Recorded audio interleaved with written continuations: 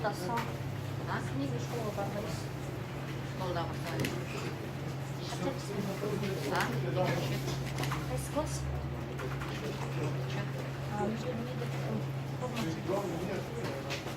школьным по-моему.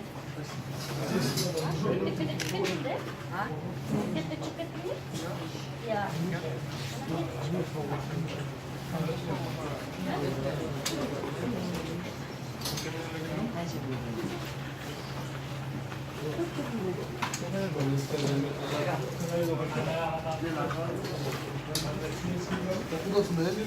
Я студент. КНУ. Не понимаю. 99. Паспорт нет на уме. С собой книги, тетрадки, все есть. Показали, да?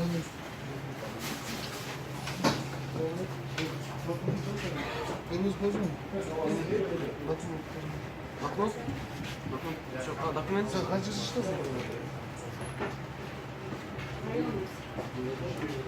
Он алтыда.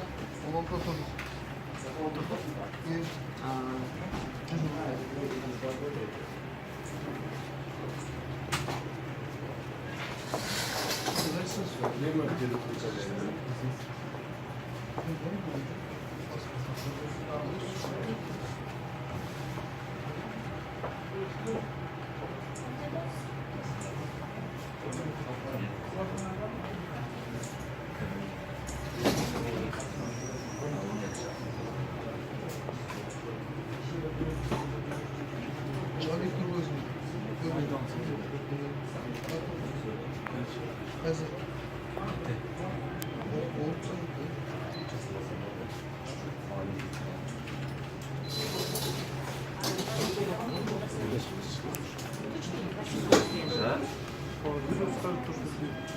Я знаю, мне все так говорят. Мне 18.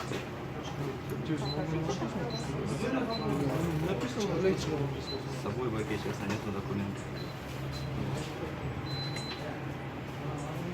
Какого года? Не слышу. Какого года вы? Чего? Сколько вам Я лет? 99 года. 19 ноября у меня было.